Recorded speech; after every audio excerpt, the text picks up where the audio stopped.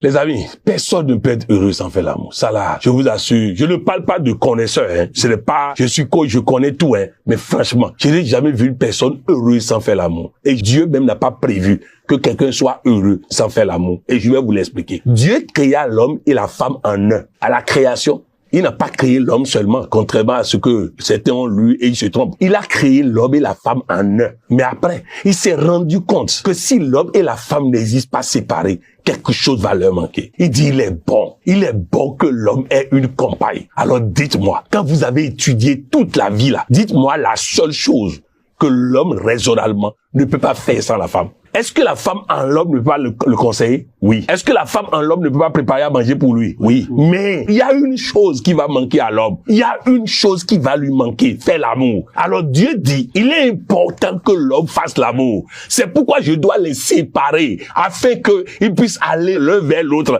dans une passion amoureuse pour se donner du plaisir. Parce que si nous ne sommes pas heureux, si nous n'avons pas du plaisir, notre adoration n'est pas sincère. Et vous allez constater que le moment où la femme adore Dieu vrai, c'est quand elle fait l'amour. Moi, quand je vois mon épouse, et quand vous voyez comment elle appelle Jésus, comment elle appelle Allah, Dieu, elle mélange tout. Le nom de Dieu dans toutes les religions, dans toutes les langues. C'est ça. C'est un moment unique, exceptionnel que Dieu nous a accordé. Si tu ne goûtes pas ça, tu ne peux pas comprendre. Si tu ne vis pas ça, je ne vous parle pas de monter l'un sur l'autre. Hein. C'est pas ça, faire l'amour. Hein. Faire l'amour, là, c'est un acte de générosité. Faire l'amour, c'est faire sentir à l'autre que Dieu est bon. Si vous prenez un pays où les hommes et femmes ne font pas l'amour, vous allez voir que l'économie va stagner parce qu'il n'y a pas de joie ambiante. Donc, la générosité d'abord. Vous devez apprendre à explorer le corps de l'autre, explorer son corps. Surtout, l'homme doit apprendre à explorer le corps de la femme. Quand tu commences au niveau des orteils, tu arrives au niveau de la cuisse, tu fais pause, tu repars en haut, tu recommences en haut. Il y a le visage, il y a les yeux. Il faut t'occuper des yeux, il faut t'occuper des oreilles, il faut t'occuper de la bouche, du cou,